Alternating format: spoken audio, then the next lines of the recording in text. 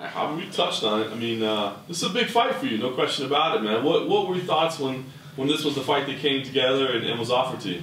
You know what? My manager called me, told me, hey, they're offering you Roy. I'm like, yeah. Before he even told me anything, I was like, yeah. And I just knew it's a big opportunity to get my name out there. You know, he's been around for a long time.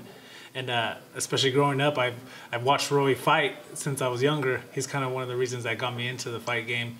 So now I feel it's kind of surreal that I'm fighting against him now.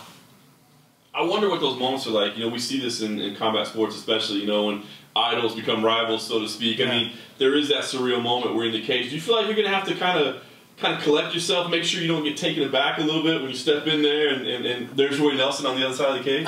You know what? I don't feel like it's going to bother me. You know, usually when I go in there, all my feelings, everything goes out the window. Like Sergey, I've watched Sergey for a long time, and when I stepped inside the cage, he's just another man. He's just another guy they put in front of me. You mentioned Kharitonov. I mean, arguably maybe a bigger win, even if you beat Roy Nelson, just because of what Kharitonov has accomplished, but definitely not the name recognition. Roy, you know what I mean? Roy has a bigger name in the States. A lot of people know who Roy is. They've seen a lot of his fights. He's been, like I said, he's been around for a very long time. Do you feel like this would be a bigger upset than beating Kharitonov, or do you think that was the one that was the most shocking? I think it was one of the most shocking, but I think here in the States, this is gonna be this will be a big one, especially because everybody, like I said, everybody knows him. You know, you're being considered the underdog here. You were considered the underdog last time. You proved everybody wrong. What do you thrive on that at all, or do you in that role, or do you feel like, what do I got to do to get respect from these people?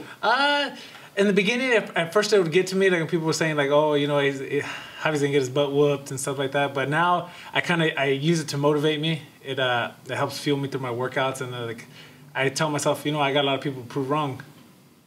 How do you get yourself ready for a Roy Nelson fight? I mean, offensively, we know he's got the big right hand, but people hit hard in the heavyweight division. But the guy just takes insane amounts of damage, right? I mean, he can fight 15 minutes, 25 minutes, whatever it takes. How do you get ready for a guy like that? You know what? It's a mental thing. Yeah, I gotta tell myself, you know, how bad do you want it, Javi? How bad do you want to go in there and win this for your family?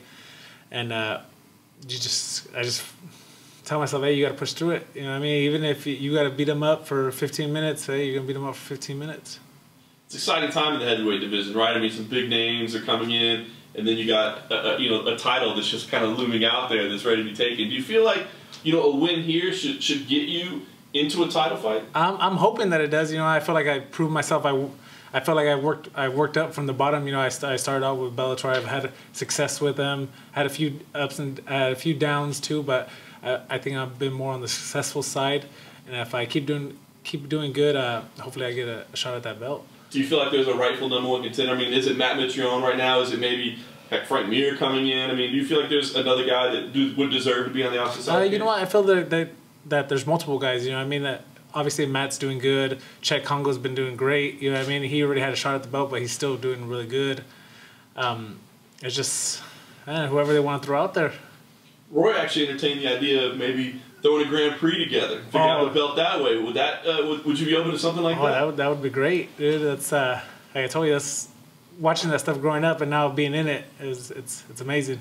Nice thing. Last thing for me, I mean, this is a fun fight card, man. There's a lot of good fights on it. I think it's gonna be entertaining, but you guys certainly could be exciting. When you kind of play this thing out in your head and envision it, how do you see this fight going down? I see it's gonna get finished. Either he's gonna get finished or I'm gonna get finished, but it's not gonna go 3 rounds.